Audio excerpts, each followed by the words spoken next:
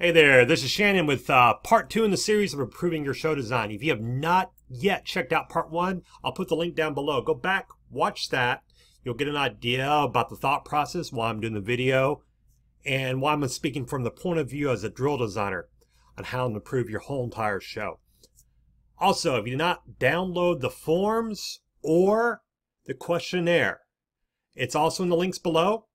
Give those a download. I know there was some problems in the first part where I didn't have my share settings correct in Google Drive. It is all now fixed, so you can download those, no problem. You do not have to request me for access anymore. With that said, let's get on with the rest of the video. All right, so we're back. On the screen is the questionnaire file. This is a file I send to majority of my clients, but the only ones I know get this file are ones I've been writing for like 5 years for. They know what to give me. Other than that, I know the program so well, I really don't have to think about a lot of these things. But there's some obvious things. Instrument breakdown, you gotta get that from every client for obvious reasons. If you're a drill designer, you're doing your own form for clientele, you might want to just go ahead with trumpets, blanks, axis, etc., etc. That might make it quicker. Full auxiliary roster. Please include all pieces of equipment used by each member. This is for the scenario of like there's flags, and everybody's on flags. Then there's rifles. Then there's sabers, but not all rifles are sabers, but some sabers are rifles. Then there's some dance, but not everybody dances, but the dancer might be on flag and rifle, but there might be another dancer that's flag and saber. And you're trying to keep things organized. It's an absolute nightmare, but this does happen. So having that roster will give you hope that you can get it right. So having this early will save a lot of headache. If you've been writing a show and then you find out that, no, the sabers are different than the rifles, or there's a couple girls that do saber but not rifle, and there are these numbers right here, and they're all the way in the back, and the rest of your rifles are up in the front, you have issues. So get a full roster breakdown beforehand. This is a case where we talked about in the previous one.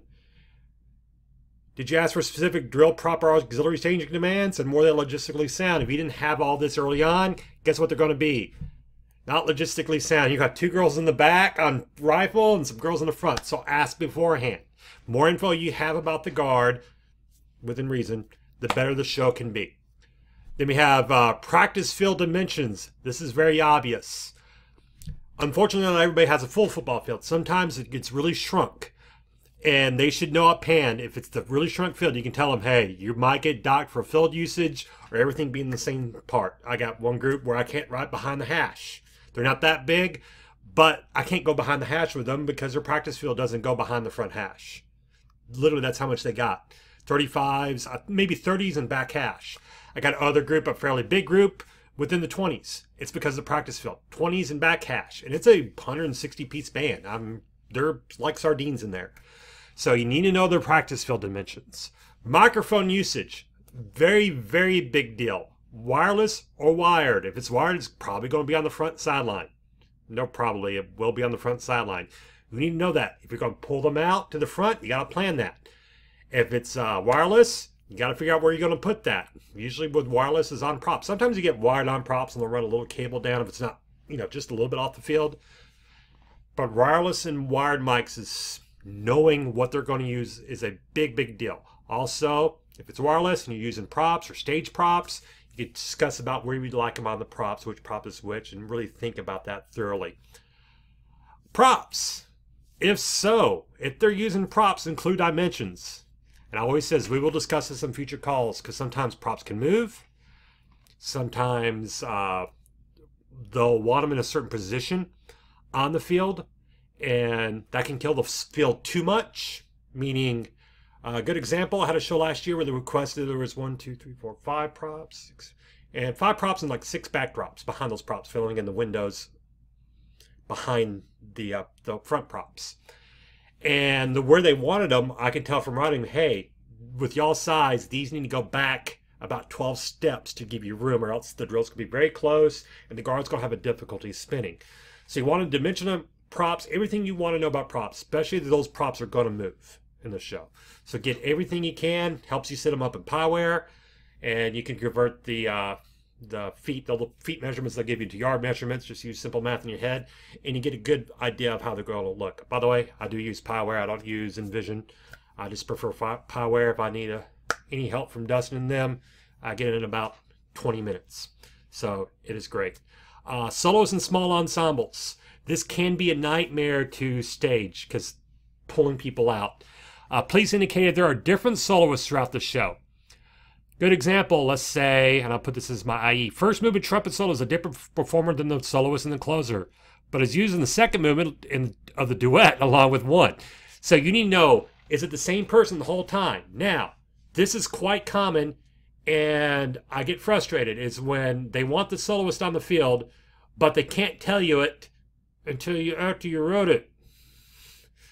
So if they're doing if you, also Mr. Director, are doing your auditions for soloists, once school starts, once you learn the drill, don't be surprised if you're upset of having a person walking across to go, especially if it's a big band. Let's say you got 32 trumpets, and the should-be soloist is way over 20 yards out from where you would like the soloist to be at. That might create a hot mess. That's why it's just like, please have your soloist figured out beforehand. It's just what it is. That's a case, and right here, were all the demands logistically sound? Did you ask them for a specific staging demand? Well, we want our soloists on the field around this, so were your demands logistically sound? 32 trumpets at a two-step interval can go a far way. Sometimes I'll try to maybe arc it up if it's around a prop, like behind and in front or to the sides. That way there's not much room. There's not much you can do. Also, sometimes the score can say mellophone. And I've seen it where groups would use a mellophone, but they'll have their audition. They said, oh, let's go ahead and mic a saxophone. So you see a saxophone walking all the way from the back to the very front. Well, that's just not going to look good on the field. You will get called out on that by judges. So have your soloist planned beforehand. If it's a case of, well, I want to audition the first week of school, then be prepared to maybe change numbers in drill to make it work better. Especially if you're a competitive group or a semi-competitive group. That is a big issue. Desired step size. And I usually consider, I told them this is like a max. You know, I want 8 to 5 as my base, or 6 to 5 as my base, but don't go bigger than this. So forwards and backwards. And I put that there. I recommend keeping things from 6 to 5 to 9 to 5 range with wind. Shorter steps are unnatural and frequently results in people arriving early. Of course, there will be smaller steps within a move. Especially if it moves very geometric. The outer points a lot of times will travel a little farther, or let's say if it's a line that's doing this, these people will travel a little farther. So your endpoints will travel farther. The people in the middle will have a little smaller step size. That's part of the reason some groups do a certain type of step that looks the same type of step no matter what the step size is. A lot of groups are now toe down for everything. The old Cavalier more roll-up step is that way, where the middle sizes look exactly the same style as the bigger sizes. So middle steps are good. This has happened to me before, and I'll put this in here because I wrote a show that was very geometric by request. But the complaint was, well, a lot of my people are barely moving. Some people are moving very big with the same move. Well, that's how drill works. So keep that in mind, that you always have small steps. But the reason why I don't like to keep the whole drill, like let's say half step forwards, if they're going this much farther a step, that's very, very tiny step that's smaller than the average human walking step. Human walking step is more closer to a 7 to 5. 8 to 5 is actually smaller than what you and I walk around town with. So the kids at school are walking with a 7 to 5. If you write a whole show around 8 to 5, and it's a bunch of 16 count moves, most students will start to get there around count 14, even sooner. So always put that in there. Backwards, I don't go larger than 8 to 5, maybe a 7.9, 7.8. Backwards, something where it's just like a mosquito's mustache away from being an 8 to 5. I don't go really big steps backwards with high school groups. Usually they're not comfortable enough in their body to control the upper body with a bigger step size. Also put down, guard is expected to face dot when backwards marching, as they may have larger step size. Please notify me they're always to face the front. I have had this happen. Now some people right now are probably snickering. I've had a show where I wrote 6 to 5 back, going to the back of the field. I picture them turn around facing the dot because you see the flag in the air. Halfway through the show, I get a complaint because the girls aren't able to smile and face the front the whole time. So I had to go back and rewrite a lot of stuff. So I put that in there. That's how I write guard drill. Percussion intervals. I traditionally go with 2 for snares, 3 for tenors and basses, but some prefer 3 steps across the line. This is starting to shift for me. If it's a really big line, then yes, the snares will be at 2 if it's, let's say, more than 5. But if it's a small line, I'll just go 3 across the board. Just looks a little better to have 2 snares at 2 steps apart. Now, I will get requests, though, keep the snares at 2. Especially if the book is thick and the line is small or younger, keep those snares at 2 with those type of scenarios. But I'm starting to go more 3s across the board. But I do put a desired intervals within snares, bass drums, tenors. Give them the option. A lot of groups just go, hey, give me 3 across, which is fine. Looks a little more even. Playing environment. Plus us any formations that is to be avoided, i.e. snares in a block. I've been told numerous times doing rolls in a block are difficult. So, again, having your scores handy, which for my second part of this video, I got scores right here. Happen to know how drum parts work if you're a wind player. Just some common sense. If you see a bunch of black ink and, you know, not to spread them out too much. I think a lot of designers have missed that. I've seen situations where, well, we'll get on the next one. All right, auxiliary guard. Desired equipment changes. Please include measure number and allow time to travel on, off and on.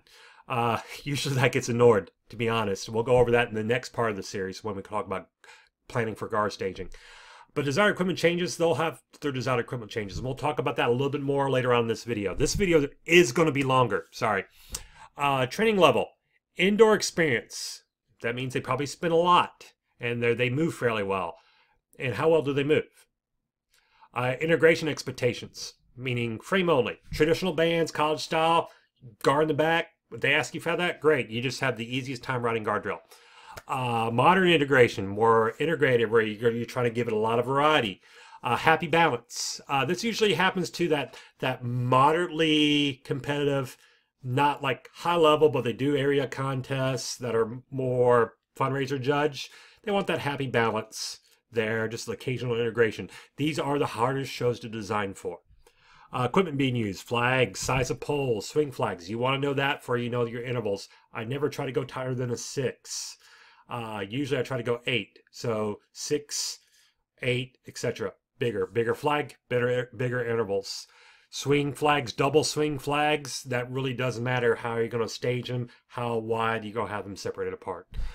Lost my place. Rifles or sabers. For obvious reasons, if weapons are being used, please give me a roster with numbers and what equipment are being used, or what equipment they are using. I put that on there twice because it is that important. Notes for the guard designer. Are you willing to adapt work to AB style if called for in the drill? Because we don't have ESP, we don't know exactly what they're writing. We might divide up something and divide the guard to AB. Now, certain designers I have a good relationship with, and we will talk about, hey, AB work cool here because I'm hearing 2 different, like let's say a call and answer, just something real simple. They play something and they play something, and I could have a little bit of guard here, a little bit of guard here, and they write the work around A and B. That's a possibility. So some designers, though, they're not comfortable with doing that. Are you comfortable laying work to allow for pass-throughs?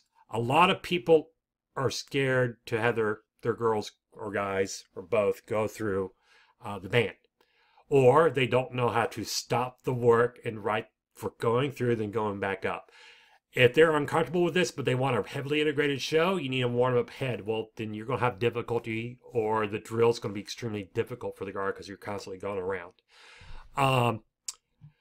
Dance. So there's dance teams. Is there a planned feature? Usually, yes. Is there any planned groundwork?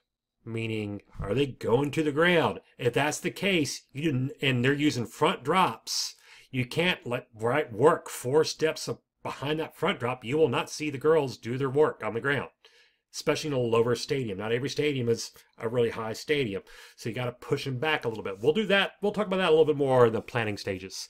Do the girls jazz run well? That way you can quickly move them around the field.